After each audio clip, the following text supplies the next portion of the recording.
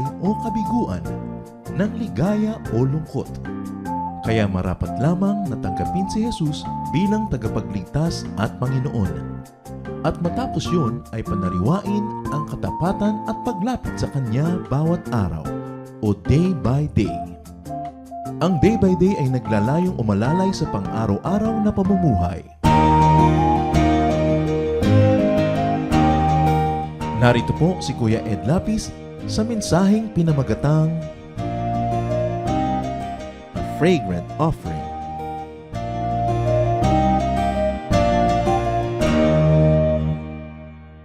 Ephesians 5:2, Christ loved us and gave himself up for us as a fragrant offering and sacrifice to God. We thank you, Father, for the sacrifice of your Son, Jesus.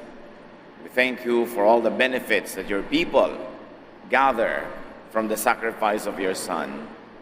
Turuan niyo kami, Panginoong, unawain ang napakalaking pagpapakasakit ni Jesus at turuan niyo kami how to react to this.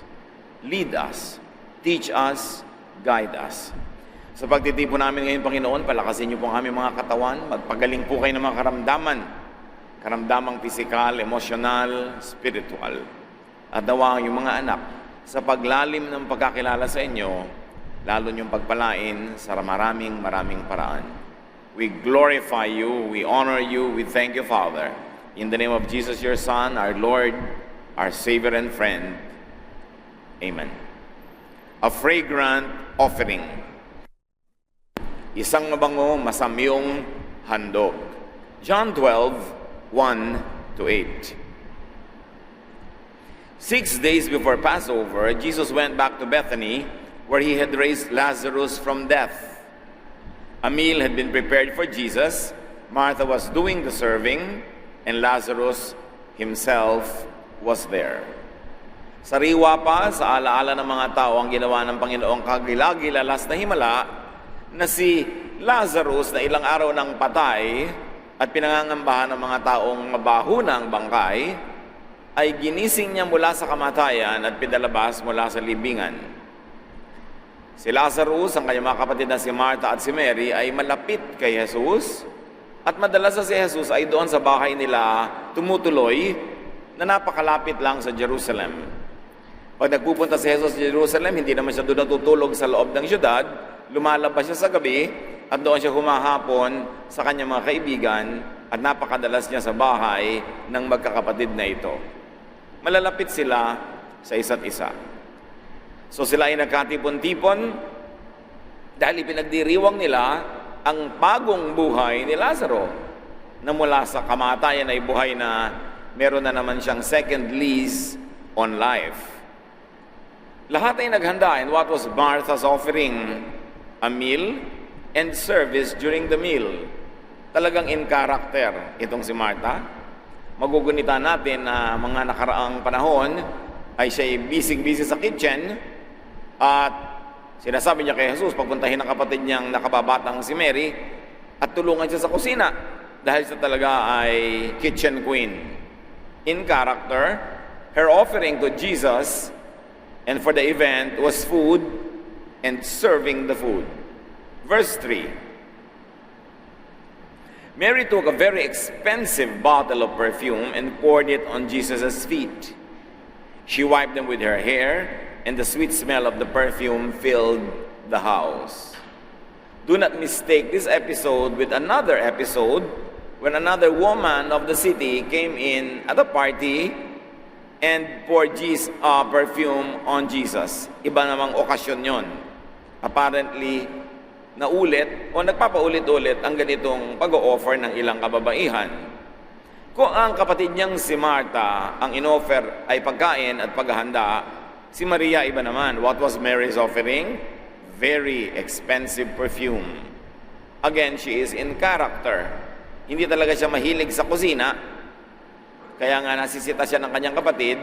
Nakitang-kita sa pinagkaiba ng kanilang taste na magkapatid. Yung isa pagkain, siya naman perfume. So siguro habang isa naghuhugas sa mga kaldero, siya nagmamanicure, nagpe-pedicure, magkaibang character ng magkapatid na ito. And she also used to sit with the men when the Lord was teaching the men, and it was traditional for women to stay in the kitchen. Nevertheless, there was a lavish pouring. Talagang buong luho, hindi tinipid, na ibinuhos ang pagkamahal-mahal na pabango sa paanan ni Jesus, sa kanyang katawan, and also she offered her hair. Matapos po siyempre hugasan ang panang yung bisita, pinupunasan mo ng tuwalya o ng equivalent nito, ng malinis na tela, ang kanyang paa. Si Mary, ginamit din niya yung kanyang buhok. Napakahaba ng buhok ng mga babae noong araw na pwede mong ipanglinis ng sahig. Lalong-lalo kung siya'y nakaupo, luhod siya ng format sa pagupo, ay napakadaling gamitin ang kanyang buhok. And fragrance filled the whole house.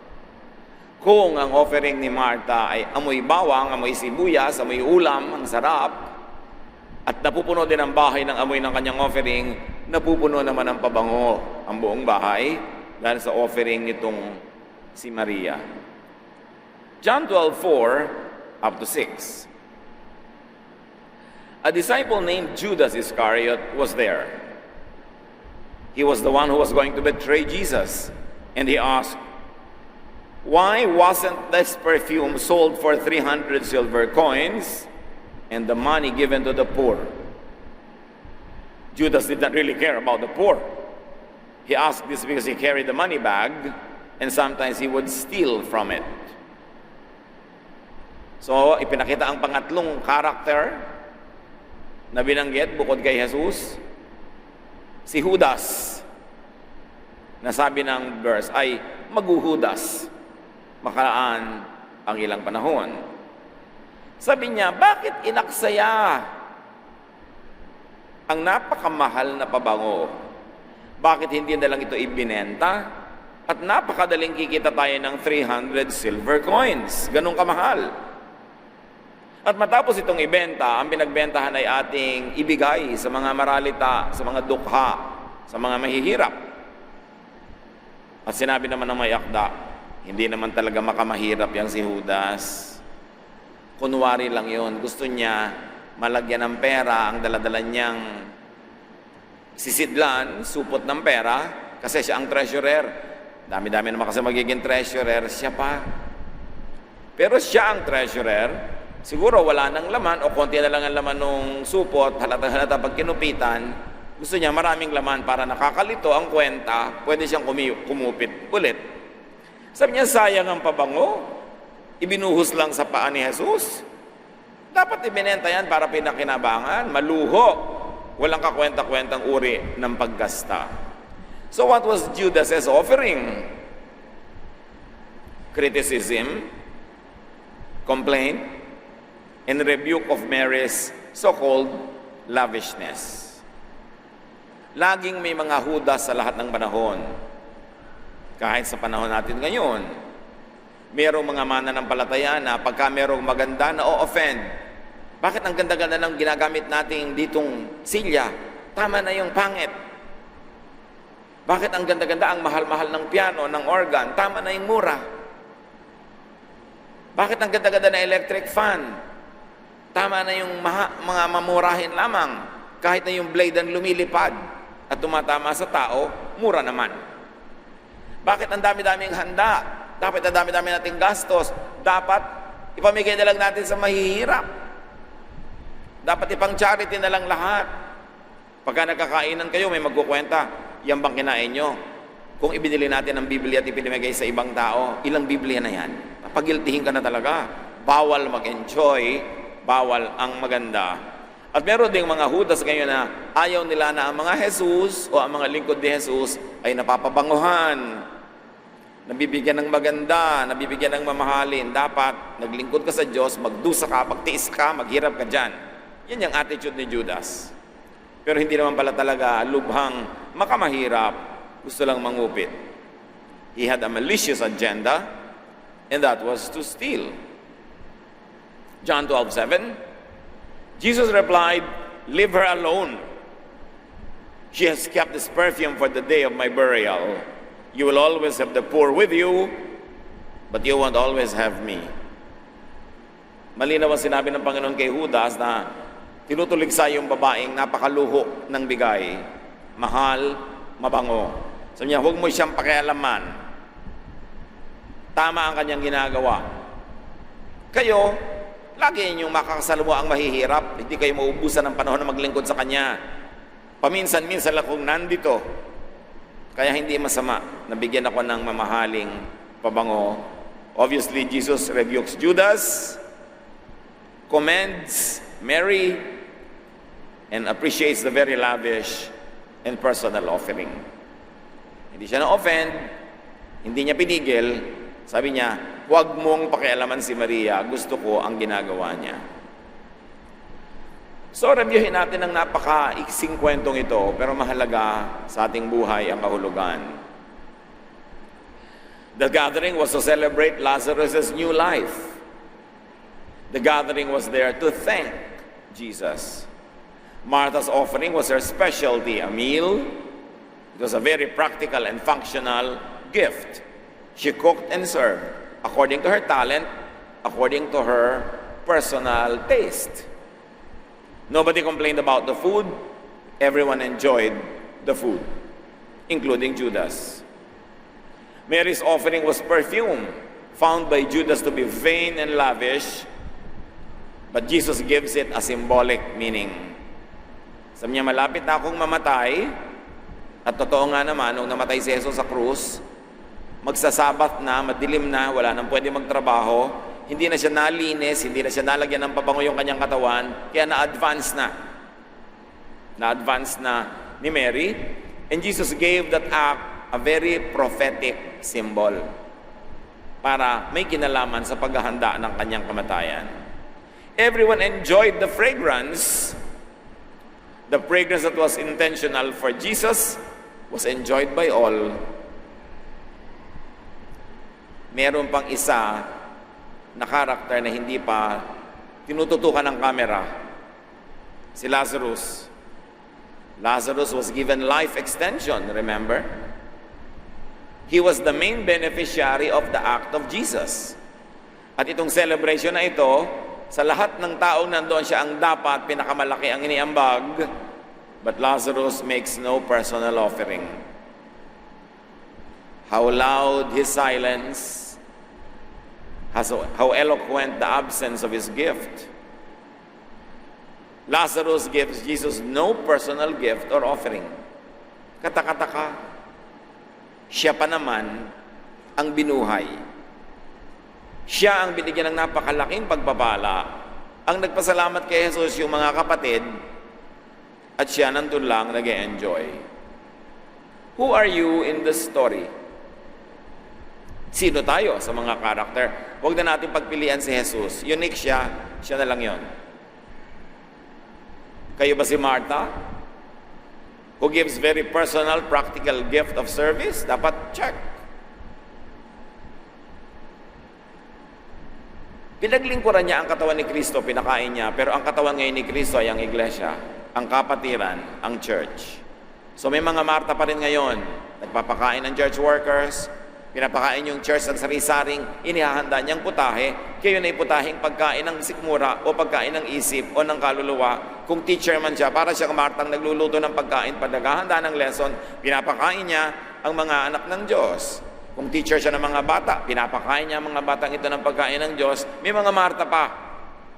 Marami nun. At sila ang tumatangkilik ng pagpapatuloy ng gawain ng katawan ni Kristo na walang iba kundi ang kapatiran. May mga Mary who gives lavish and very expensive gifts. May mga ganon. Check kung ikaw si Mary. Hindi mo tinitipid. Maganda, mabango, kaaya-aya, expensive, pero natuwa si Jesus at hindi niya minasama. The gifts of the two women, though different, benefited Jesus and all others present. Lazarus, the recipient of God's great favor, does not have a personal gift to Jesus. No personal service na binanggit. No precious material gift or fragrance. He just sat there enjoying the women's blessings. And sadly today, some people could be like Lazarus. Binigyan ni Jesus ng buhay na muli.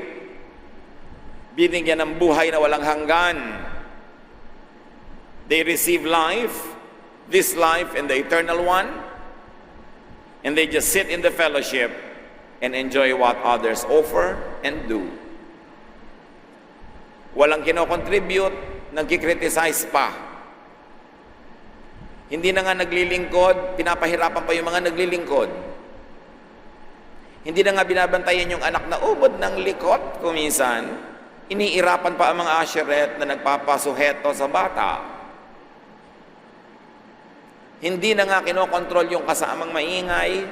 Pagka nasita, magagalit pa. Nag-e-enjoy lang, umuupo, pinapakain, pero walang ambag.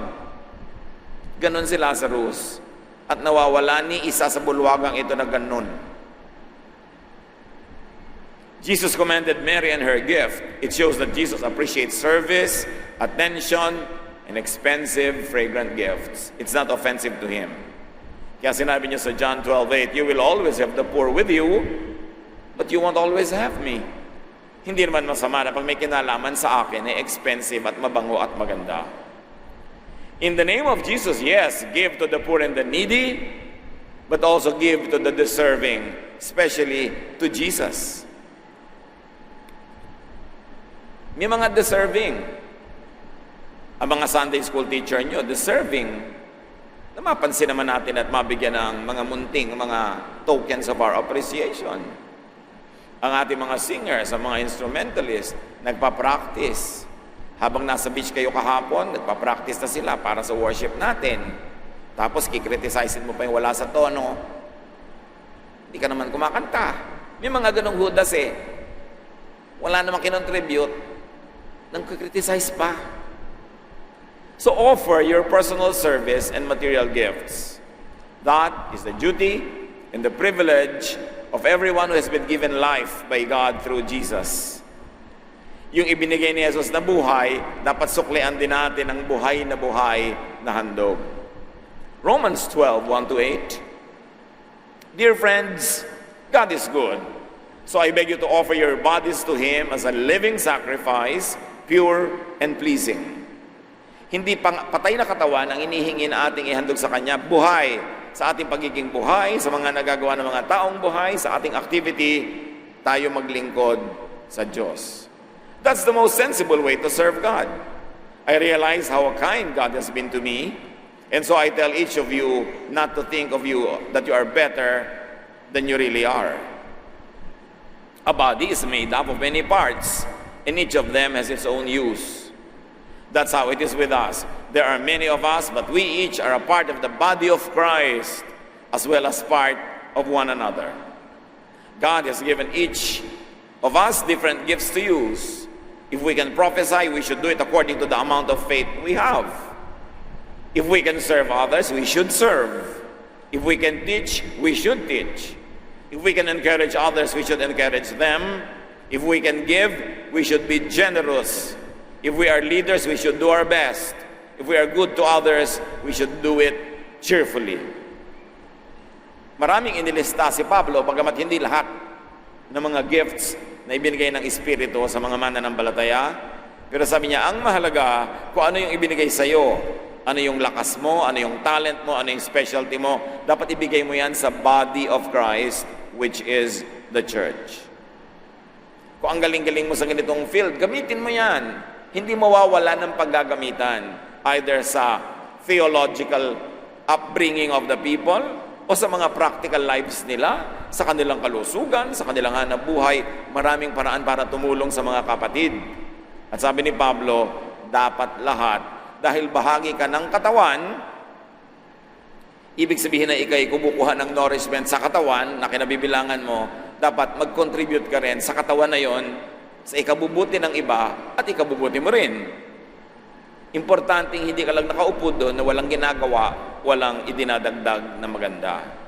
Do something, contribute your strength and your giftedness.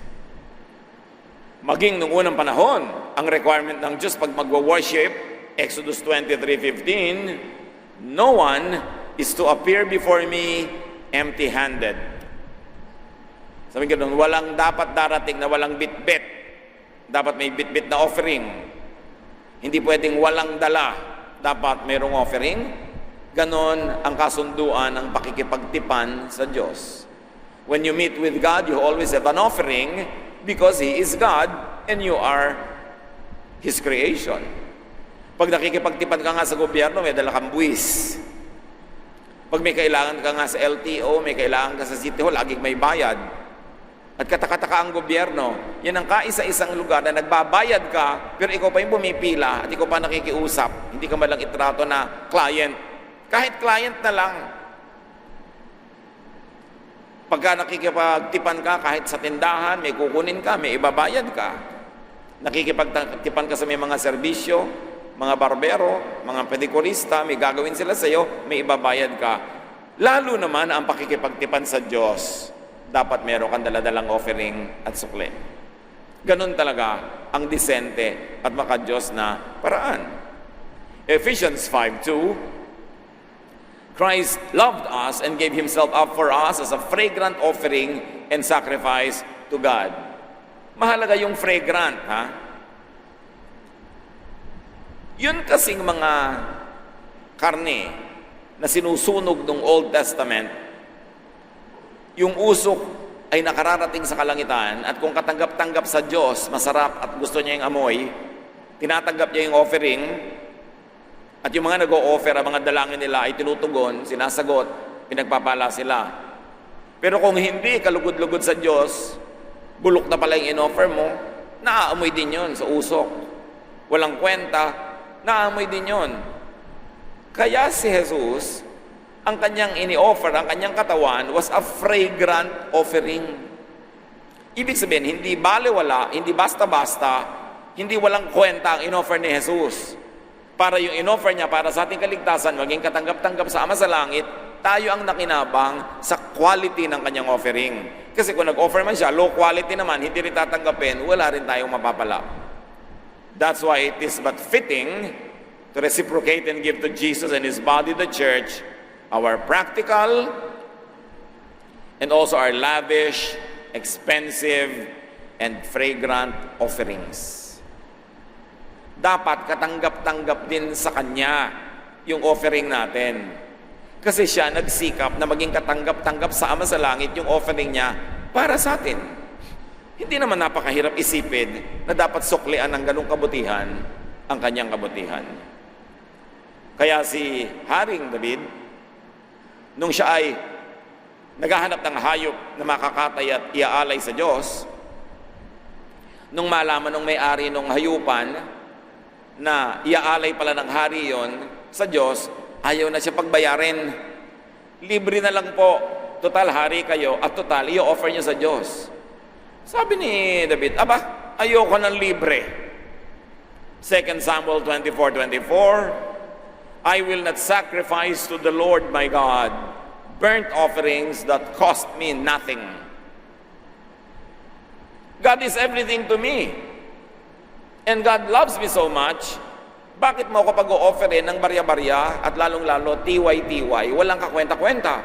Sabi ko, hindi ako magbibigay sa Diyos ng isang bagay na walang kwenta sa akin. Dapat may kwenta, may halaga. At napaka-importante nun, may saysay. God has done great things for us. So have other people. Hindi lang naman si Jesus ang nagsakripisyo para sa mga mananampalataya. Ang mga kapwa mananampalataya natin ay nagsasakripisyo rin para tayo makarinig ng mabuting balita ng kaligtasan, para tayo maturuan, makantahan, maipanalangin, para tayo guminhawa man lang, para tayo magkatipon-tipon. At may mga kamag-anak tayo na hindi taga-church, mga kaibigan na marami rin ginagawa para sa atin o mga ginawa na. Who are the people who have done so much for you? Ito ang paalala ng kwento. Who are the people you should be grateful to? Thank and give gifts of thanksgiving to. Dapat maging maalalahanin tayo sa lahat ng taong yon. Naglilingkod ba sila sa atin, sa ating pamilya? Kailan nyo huling nabigyan ng regalo ang inyong wife? Dahil napakabuting wife. Tapos re-regaluhan nyo yung wife nyo, kaldero. Sino namang wife ang natuwa na niregaluhan siya ng kaldero? Regalo, kaldero, para magluto ako, para kainin yung mag-aama na naman. Binigyan mo pa ako ng regalo, hindi man para sa akin. Refrigerator, di ba lahat kayo gagamit din yan? Kalan, kung reregaluhan mo ko, yung pabango, yung mga 1.5 karat na maganda ang kintab, yung pang-akin. Ganun ang regalo para matuwa ang nireregaluhan. No?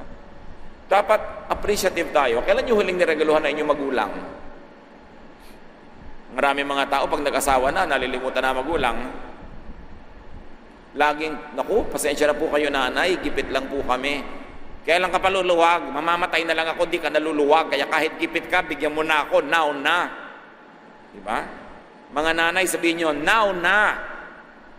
Hindi pwedeng kung kailan ka luluwag. Ano yun? Kailan mangyayari yun? May tao bang maluwag?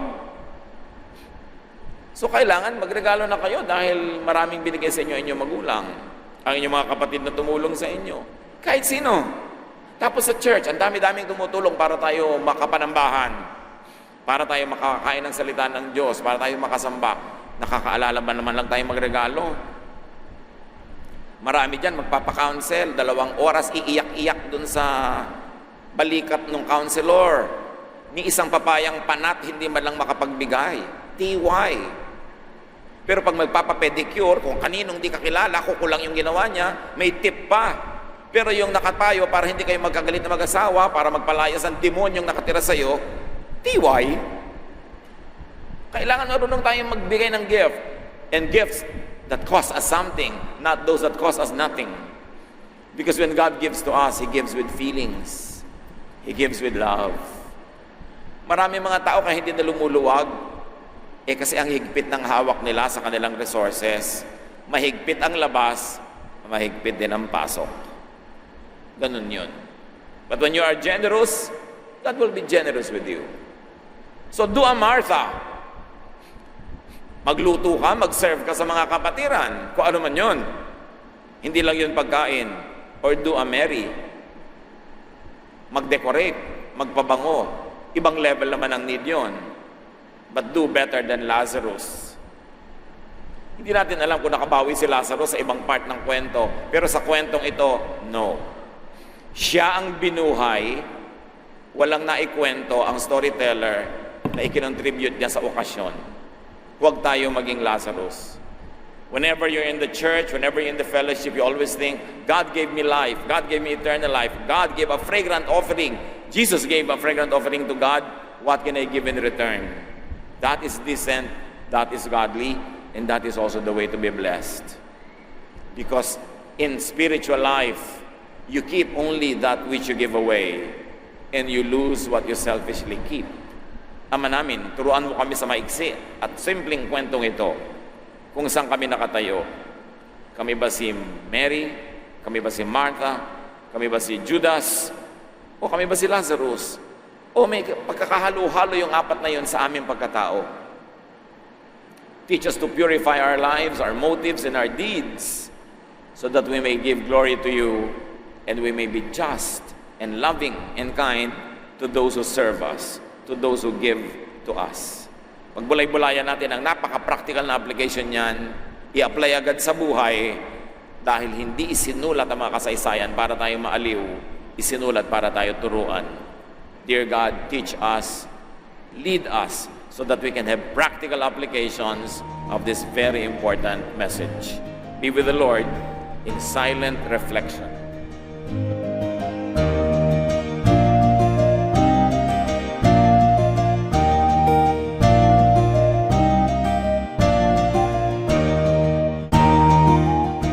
Ang katatapos pong mensahe ni Kuya Ed Lapis ay pinamagatang A Fragrant Offering.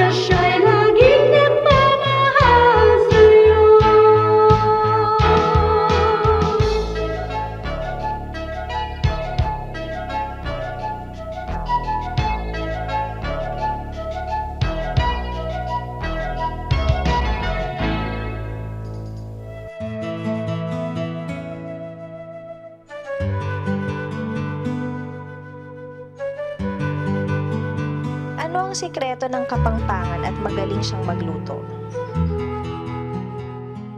Ang Kapampangan kasi, yung kultura niyan ay na-develop masyado, lalo sa cuisine. Dahil mayaman ang probinsya. Marami mga tubig, tabang na pinanggagalingan ng freshwater fish. Katabi din niya ng dagat na pwedeng panggalingan ng saltwater fish. At may mga brackish water yan sa mga river mouths na pwedeng panggalingan ng mga sugpo, mga alimango. Pagkatapos, patag ang probinsya, hindi bulubundukin. Therefore, maraming kalsada. Therefore, malapit sa Manila. So, pwede ka ngayong marating ng mga influensya, not only from Manila, but from the world through Manila. So, the best of the world can converge in such a place. Kaya, napakarami nang na-develop nila ng mga kain, mga pagkain, mga masasarap, dahil meron silang leisure to cook. Because the rich soil, the developed economy gave the people the luxury to indulge in the finer things in life. Hindi lang pagkain Kapampangan ang masarap. Ang pagkain Bulacan, halimbawa, ang pagkain Laguna. Kaya lang yung sa Pampanga talagang sobrang nag-glamorize dahil maraming mga Kapampangan na cook at mga restaurants rose to national prominence.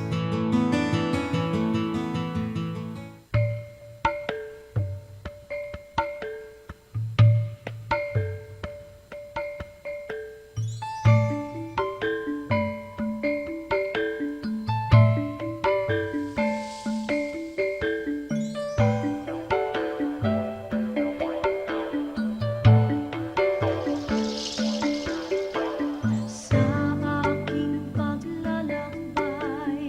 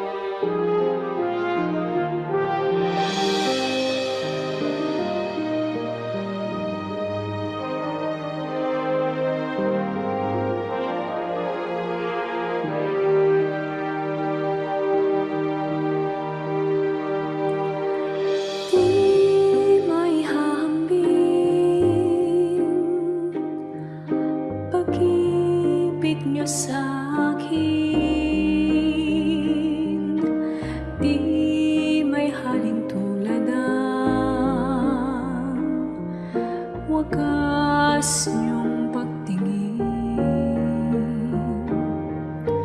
ang iyong pagmamahal, sadyang walang hadlang,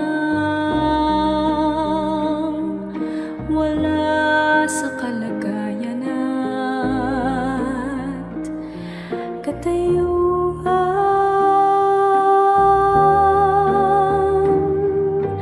Hawak niyo aking kamay sa tuwing nanananglahay at sa tuwing magkamali, walang hanggang pagpapatawad niyo sa'kin.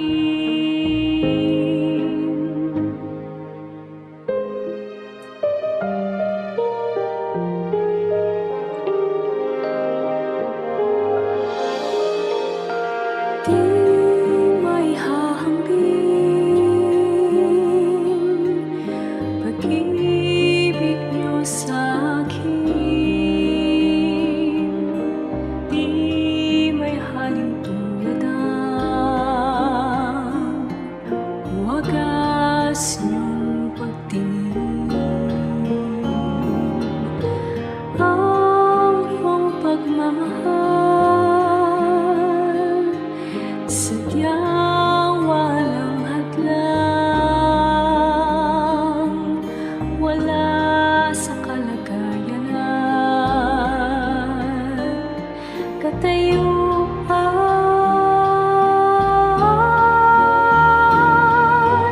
Hawak niyo aking kamay sa tuwing nanananglahay at sa tuwing magkamali, walang hanggang pagpapatawad niyo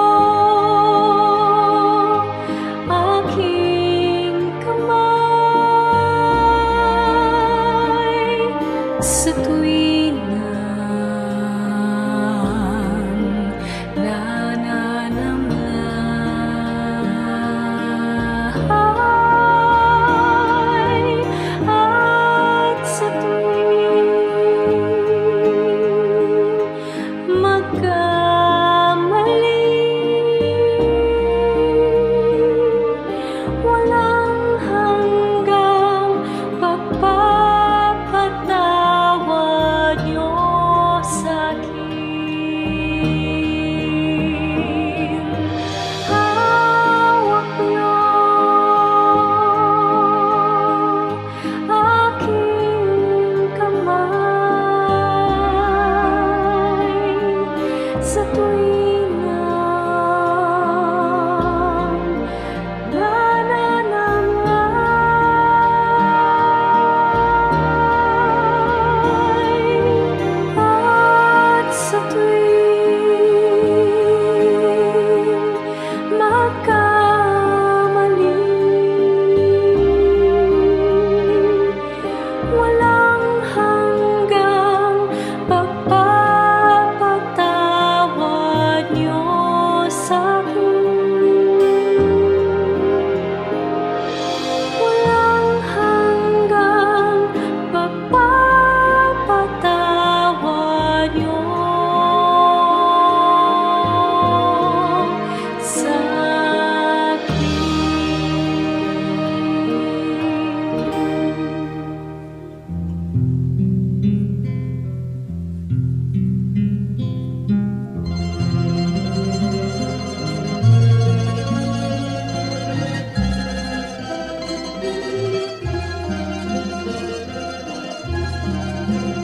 Nagdaan ng kahapon, iniwan ang layon, subalit kayo'y nanatili. Ako'y piring man sa bukas, tadhana'y lumipas, panatag sa inyong kanlili. O Jesus, sa ulayaw, hatid sa aking buhay, magkapay sa paglalakbay. Kaibigan kang tunay, dagli ang karamay, kailan may di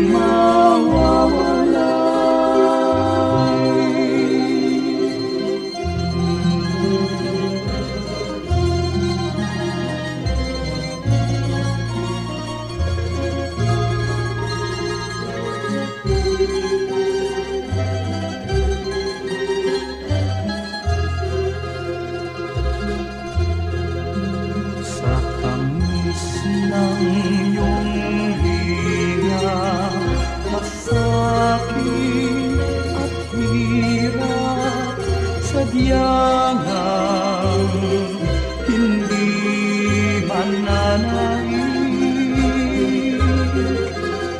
O Jesus, kaulayaw, gawin pang malinaw sa akin ang iyong pag-ibig. O Jesus, sa ulayaw, hatid sa aking buhay, agapay sa paglalakbay. Kaibigan kang tunay, dagli ang karamay, kailan may di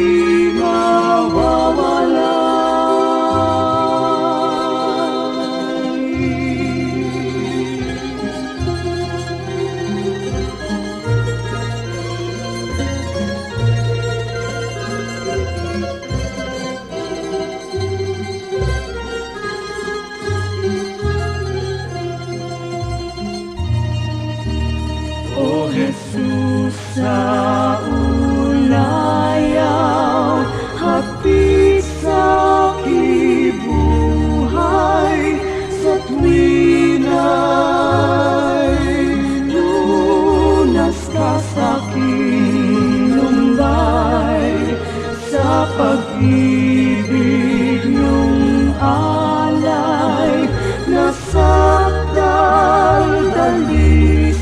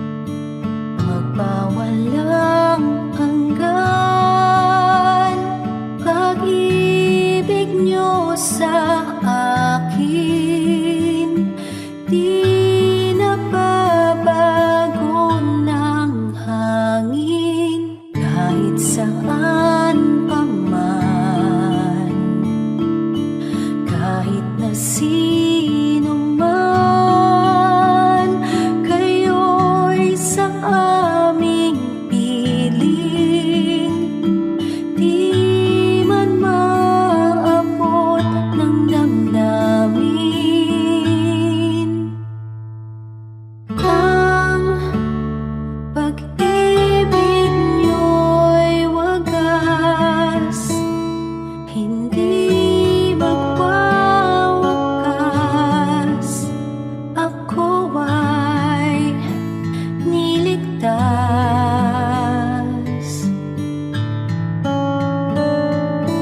at pag-ibig niyo'y sapat, sa akin ay tapat, kahit na di ako karapat-dapat.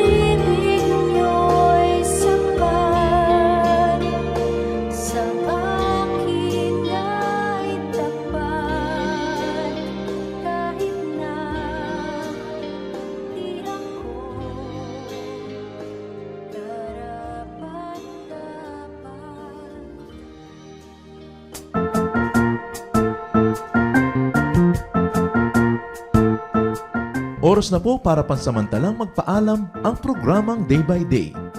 Tayo po'y magsama-sama tuwing ika-6 hanggang ika-7 ng umaga, araw-araw.